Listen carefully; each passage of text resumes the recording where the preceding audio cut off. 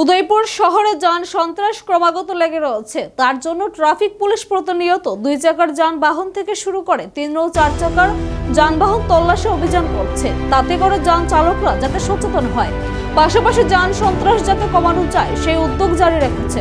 শুক্রবার উদয়পুর রমেশ চৌমুহনী এলাকায় traffic police ও রাধাকিশোরপুর থানার পুলিশের পক্ষ থেকে সচেতনতামূলক কর্মসূচি করা হয়। ওই দিন ট্রাফিক পুলিশ ও রাধাকিশোরপুর থানার পুলিশ ছাড়াও কর্মসূচিতে উপস্থিত ছিলেন টিএসআর কর্মীরাও। এই কর্মসূচির মূল লক্ষ্য হলো 2 চাকার যান চালকরা যাতে হেলমেট ও যানবাহনের নথিপত্র সঙ্গে রাখেন, তাতে করে যান চালকদের পক্ষে সুবিধাজনক হয়ে দাঁড়াবে। কিন্তু কিছু কিছু ক্ষেত্রে যান চালকরা ট্রাফিক বিধি লঙ্ঘন করছে, আর তা যাতে না করে তার জন্য সচেতনতামূলক কর্মসূচি করছে বলে জানান মহকুমা পুলিশ আধিকারিক নির্মাণ দাস।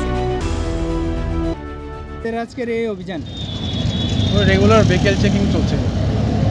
রিসেন্টলি এগ্রিকালচার চৌমুহনীতে একটা পেটাল আরটিএ হয়েছিল, তো আমরা আরটিএ প্রিভেন্ট করার জন্য ভেহিকেল চেকিং। প্রতিদিনই কি এরকম অভিযান চলে স্যার? হ্যাঁ, প্রতিদিন অভিযান চলে। আজকে আমাদের স্পেশাল রয়েছে, আরও থাকবে। আচ্ছা, যারা কেন্দ্র করে আরও ভিড় বাড়ছে, তো সেটাকে কেন্দ্র করে আমরা আমাদের ভেহিকেল চেকিং। আচ্ছা, যারা হেলমেট পরছে না আর যারা ড্রাইভিং লাইসেন্স পড়ছে না তাদের বিরুদ্ধে কি আইন নেওয়া হচ্ছে স্যার? এমপি অ্যাক্ট অনুযায়ী ওদেরকে ফাইট করা হচ্ছে, চালান করা হচ্ছে, প্রসিকিউশন রিপোর্ট সাবমিট করা হচ্ছে।